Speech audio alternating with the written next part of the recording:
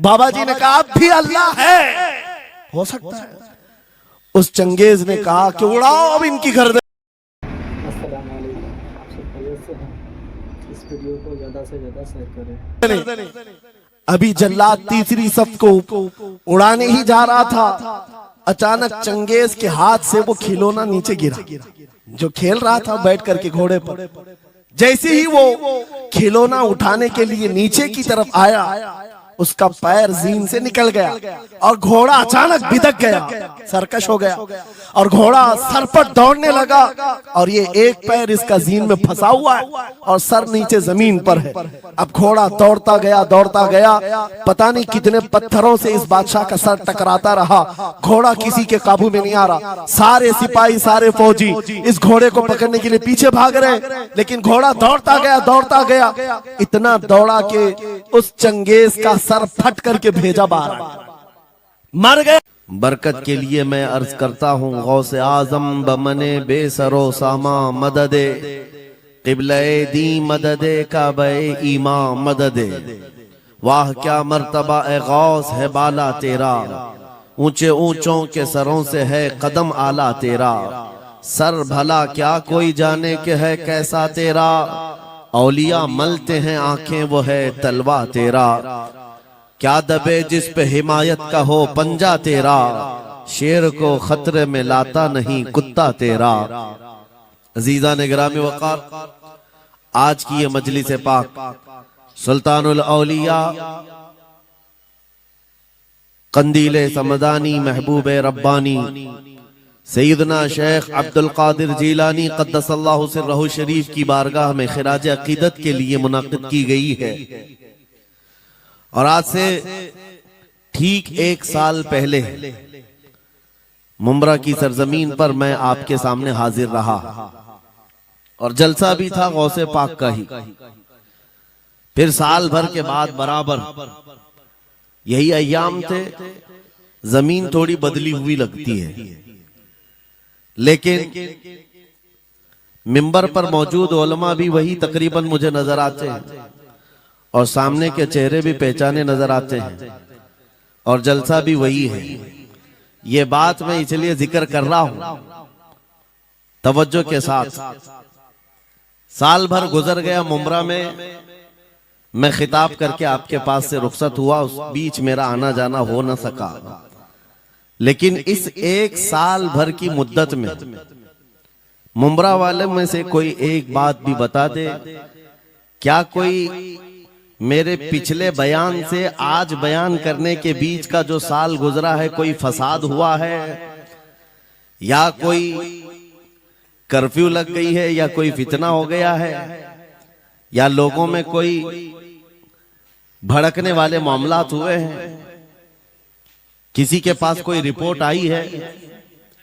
और अगर नहीं है तो मैं ये बात खास तौर पर डिपार्टमेंट वालों से कह रहा हूं, जिनको हमारा नाम ले लेकर के ही इतना डराया गया है कि जलसा होते ही उनके हाथ पैर अलग अंदाज में रखते हैं, कि उनको ऐसा लगता है कि ये मौलवी आएगा अभी भड़काएगा और मुंब्रा में पूरी आग लग जाएगी। मियां साल भर पहले की रिपोर्ट भी आपके पास है, साल भर पहले भी इसी जगह से खिताब हुआ और आज फिर खिताब करने आए। उनसे मैं कहता हूं कच्चे कान न रखें, अच्छी रिपोर्ट लिया करें, अच्छी रिपोर्ट लिया करें। हम गौसे आजम के दरबार के कुत्ते हैं, हम फितना व फसाद मचाने या आतंक और दहशत फैलाने नहीं आते। हमको जो बोलना होता है वो खुफिया सुरंगों में नहीं, खुले मैदान में बोलते हैं। हमारी कोई खुफिया मीटिंगें नहीं होती, ढकी छुपी प्लानिंग नहीं होती। गौसे पाक के दरबार के कुत्ते हैं, खुले आम बोल रहे हैं, इसलिए कि आला हज़रत अजीमुल बरकत इमाम अहले सुन्नत मुजद्दिद वक्त अपने वक्त के अबकरी आलिम दीन है। लेकिन उनका भी हाल ये था कि वो डंके की चोट पर बोलते थे और लिखते थे, और फिर अपनी निस्बत पर ये फख्र भी करते थे कि मेरी किस्मत की कसम खाएं सगाने बगदाद, बगदाद के कुत्ते मेरी किस्मत की कसम खाएंगे आला हज़रत फरमाते हैं मेरी किस्मत की कसम खाएं सगाने बगदाद, अरे हिंद में रह के भी देता रहूं पहरा तेरा। हम हिंदुस्तान में है, गौसे आजम के दरबार का पहरा दे रहे हैं, लेकिन साहब किसी को तकलीफ है तो मैं उनको एक बात बता दूं, थोड़ी बहुत आवाज हमारी ऊंची होती है इसलिए कि जिस दरबान के हम कुत्ते हैं उस तरफ अगर कोई उंगली उठाएगा भौंके के नहीं, फाड़ खाने की भी ताकत रखते हैं। मेरे अजीजों, कुत्ते का काम ही है, वो दरबान के दरवाजे पर होता है और वो निगरानी के लिए है। हमारी जुबानें नबी करीम सल्लल्लाहु अलैहि वसल्लम की इज्जत के लिए रखी गई है। हमारी जुबानें, हमारी जिंदगियां अल्लाह के वलियों की हिमायत के लिए रखी गई है, और अगर उनकी हिमायत में ना बोले तो फिर क्या धोती कुर्ते वालों के लिए बोलेंगे। बात सिर्फ इतनी है कि स्टेज उधर भी लगते हैं इधर भी लगते हैं, आप चापलूसी किसी और की करते हैं और हम तारीफ किसी और की करते हैं। आप माल के पीछे भागते हैं और फिर आप मौजूदा हुकूमत जो भी मौजूद है उसके सिक्कों पर और उनके ओहदे पर और उनके मनसब पर देख करके आप बात करते हैं। लेकिन अल्हम्दुलिल्लाह हम फकीरों की आदत ये है, हम बरसों पुराने आबा व अजदाद से गौसे आजम के ही दरबान, उनके ही गुलाम हैं, इसलिए कि हमने ये सुना भी है और पढ़ा भी है। हमारे यहाँ निस्बत पर फख्र किया जाता है, और कैसी निस्बत पर? अरे हमारे वक्त का मुजद्दिद जब इस बात पर फख्र करता है, या गौस तुझसे दर, दर से सग और सग से है मुझको निस्बत। ये भी नहीं कहा डायरेक्ट गौसे पाक आपसे डायरेक्ट मुझे निस्बत है, ये नहीं कहा, बल्कि या गौस आपसे आपके दरबार को निस्बत है, आपके दरवाजे से आपके कुत्ते को निस्बत है, और आपके कुत्ते से मुझ अहमद रजा को निस्बत है। तुझसे दर, दर से सग और सग से है मुझको निस्बत। मेरी गर्दन में भी है दूर का डोरा तेरा, और इस निशानी के जो सग हैं नहीं मारे जाते। क्या बेहतरीन फार्मूला दिया है, डरने वालों के लिए ही आला हजरत ने कहा है, जो खौफ खाया करते हैं खौफ न रख रजा जरा तू तो है अब्दे मुस्तफा। आला हज़रत फरमाते इस निशानी के जो सग हैं नहीं मारे जाते। सग फारसी लफ्ज है और कुत्ते को कहते हैं। कौन सी निशानी वाले सग नहीं मारे जाते? जिस कुत्ते के गले में पट्टा होता है उसको नहीं पकड़ा जाता।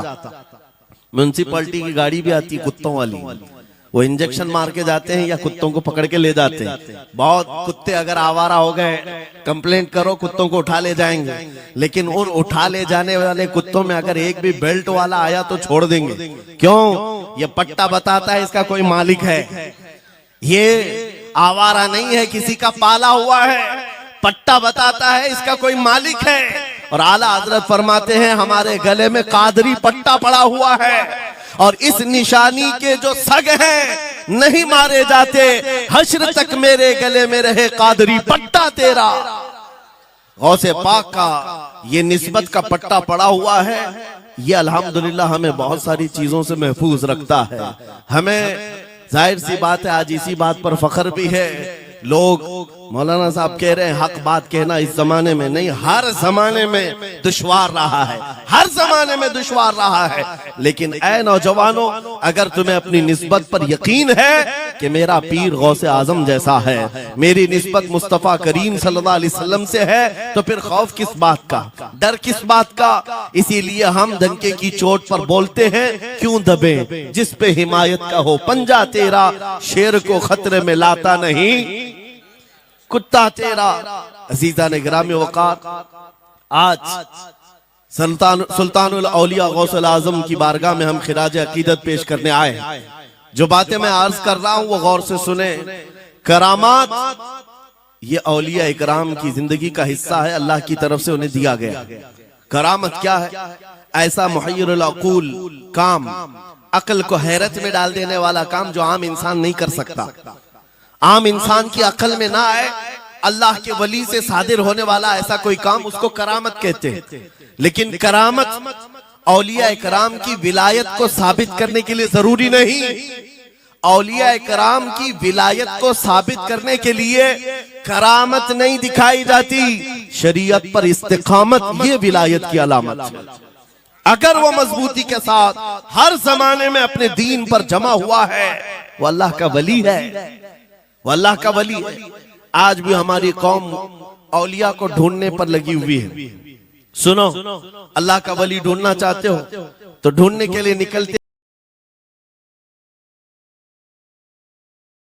निकलते हैं और पीछे पड़ जाते हैं। देखते हैं ये ठोकर मार करके सोने का सिक्का निकाल सकता है कि नहीं निकाल सकता है।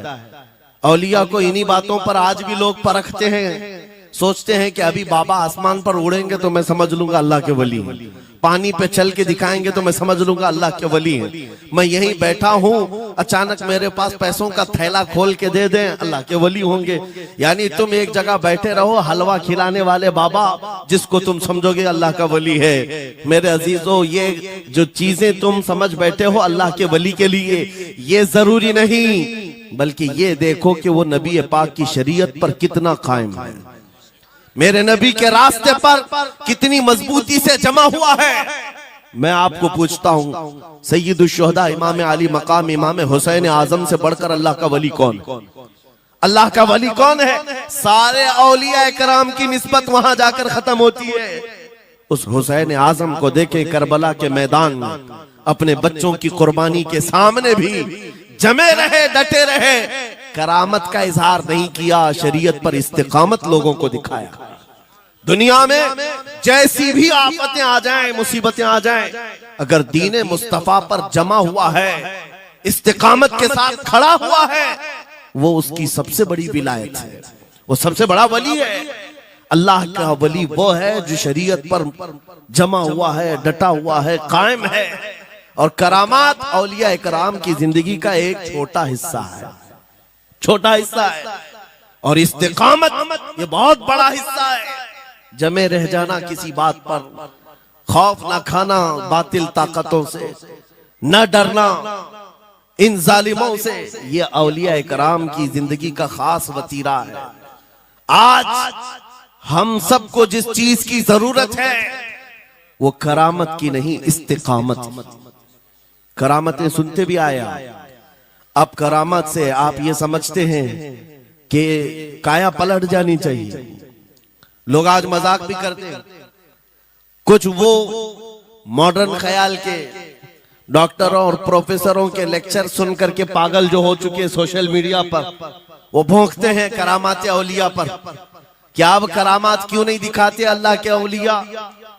ये जो हालात बदले हुए हैं, इन हालात में इनकी करामतों से जमीन क्यों नहीं पलट जाती? जालिमों के मुंह में कीड़े क्यों नहीं पड़ जाते?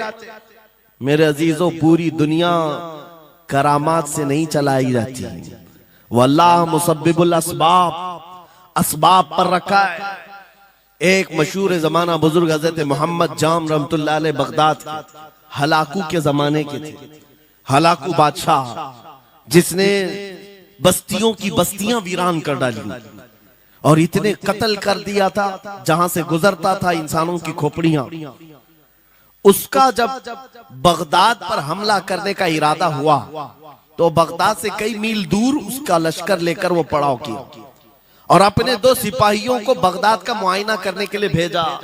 और उसकी दहशत तारी थी सब शहरों में, हलाकू अगर आ गया तो हिलाक हो जाएंगे, इसके फौजी सबको बर्बाद कर डालेंगे। हलाकू का नाम सुनते ही लोगों में दहशत तारी होती थी। तो 2 सिपाही 2 फौजी हलाकू के बगदाद मुआयना करने के लिए आए तो लोगों में खलबली मच गई, अब जाएं तो कहां जाएं?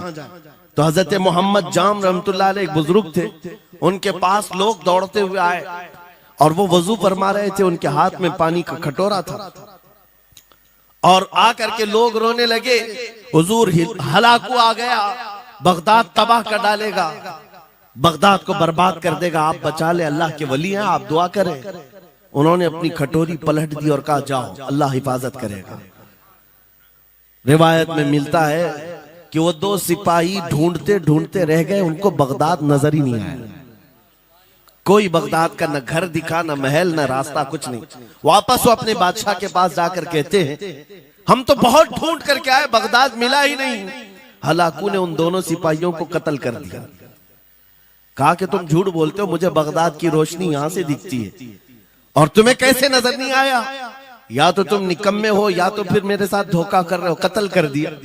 दूसरे दिन अपने खास 2 वजीरों को भेजा कि जाओ बगदाद का मुआयना करके आओ, गलियां, वहां की सड़कें और वहां के महल्लात, वहां की इमारतें देख आओ। ये 2 वजीर गए और ढूंढते रहे। जैसे ही वो बगदाद में इंटर हुए, आज फिर लोग हलाकू के इन वजीरों को देखकर दौड़े दौड़े भागते हुए इस अल्लाह के वली के पास आया, हज़रत मोहम्मद जाम। आज फिर रोने लगे, कहा हमारी बीवियां बेवा हो जाएंगी, हमारे बच्चे यतीम हो जाएंगे, सब मारे जाएंगे, आप बचा लें। आज फिर से उन्होंने खटोरी पलट दी, कहा जाओ अल्लाह हिफाजत फरमाएगा। अल्लाह वालों का ये तसर्रुफ है, ये करामात है। वो चाहे तो पूरे लोगों को पोशीदा कर दे जालिमों की नजर से। दूसरे दिन वो वजीर भी ढूंढते रह गए, उनको भी बगदाद नजर नहीं आया, वापस गए। बादशाह के वो बड़े मोतमद लोग थे, कहा कि हम भी गए लेकिन हमको बगदाद नजर नहीं आई। हलाकू को बड़ा ताज्जुब हुआ, ऐसा कैसे हो सकता है? लोकेशन बिल्कुल सही है, हम सामने चंद मील के फासले पर है और इनको बगदाद नजर क्यों नहीं आता? तीसरे दिन उसने कहा कि अब किसी मुआयने की जरूरत नहीं, कोई जायजा लेने की जरूरत नहीं, हम डायरेक्ट जाते, फौज को तैयार करो।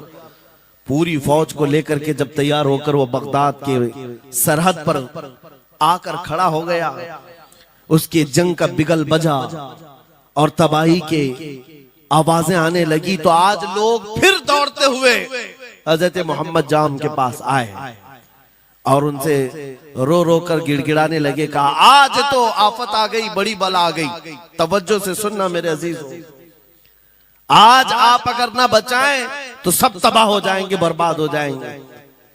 आज आप अपनी कटोरी उठा रहे थे, उन्हें गैब से निदा आई, ए मेरे महबूब बंदे, कब तक तुम अपनी कटोरी उठाकर इनको बचाते रहोगे? इनको मोहलत दी गई थी अपने अमाल दुरुस्त करने की, ना इन्होंने तौबा किया, ना अपने अमाल दुरुस्त किए। इनको इनके हाल पर छोड़ दो। अल्लाह के वलियों को हुक्म होता है अल्लाह का, अब इन्हें न बचाया जाए तो जाहिर सी बात है वो हुक्म इलाही के पाबंद है। उन्होंने वो कटोरी छोड़ दी। फिर हलाकू दाखिल हुआ बगदाद में और ऐसी तबाही मचाई थी कि पूरे बगदाद की सड़कों में सिर्फ खून ही खून था, तबाह बर्बाद कर दिया, ईंट से ईंट बजा डाली। इस वाक़े को मैंने पढ़ा, उसके बाद ये महसूस हुआ अल्लाह के औलिया इकराम मदद जरूर करते हैं, लेकिन एक वक्त तक, जब वो वक्त आ जाए अल्लाह की तरफ से मना हो जाए कि ये कौम बड़ी सरकश है, अब इनकी मदद ना की जाए, तो फिर ये हाथ उठा लिया करते हैं और इनको हालात पर छोड़ दिया जाता है। अजीज़ान गिरामी वक़ार, औलिया कामिलीन की करामतों पर भौंकने वालों से भी मैं यही कहूंगा, वो चाहे तो पल भर में हालात हमारे बदल दें, चाहे तो जमीन को उलट पलट दें, लेकिन वो अल्लाह के हुक्म के पाबंद होते हैं। और लोगों के लिए ये बात है, नसीहत है कि जब ऐसे हालात आ जाएं, आप इधर उधर भागने की बजाय पहले अपने दिल की तरफ देखें, कहीं मेरे गुनाहों से दिल के धब्बे बढ़ तो नहीं गए, मेरा दिल सियाह तो नहीं हो गया। सच बताओ मेरे अजीजों, इतने सख्त हालात के बाद कितने लोगों को ऐसी तौफीक हुई कि रात का अंधेरा छा गया हो और तौबा करने का जज्बा बढ़ गया हो, रात के वक्त बैठ करके रोने लग गया हो। फिलिस्तीन के गज्जा के उन मुसलमानों की हालत सार को देखकर रूह अगर तड़पती है और तुम अपने अमाल की सेहत और दुरुस्तगी के लिए तौबा कर ले जाते हो, ये बहुत बड़ी नेमत है अल्लाह की। फिर तुम्हें किसी करामत के ज़ुहूर की जरूरत नहीं, तुम्हारा बदलना ही दुनिया के हालात को बदल देगा, सब बदल जाएगा। लेकिन अगर उन्हीं हालात पर बाकी रहे तो फिर करामत से भी तुम नहीं बदलोगे और ना हालात बदलेंगे, कोई चीज नहीं बदलेगी। इन्नल्लाह ला युगय्यिरु मा बिकौमिन हत्ता युगय्यिरु मा बिअनफुसिहिम। कुरान में मेरा मौला फरमाता है, बेशक अल्लाह ताला उस वक्त तक किसी कौम की हालत नहीं बदलता जब तक उस कौम को खुद अपनी हालत बदलने का ख्याल ना हो। हम अपनी जानिब से शुरुआत करें और फिर हालात खुद बदल जाएंगे, हालात खुद बदल जाएंगे। सरकार सैयदना गौसे आजम अब्दुल कादिर जीलानी रज़ी अल्लाह तआला अन्हु जिस हाल में बगदाद तशरीफ लाए थे, उस जमाने को याद करें, उस जमाने को याद करें। वो ऐसा जमाना था कि उस वक्त हक बोलना एक जुर्म हो गया था। शिया नवाज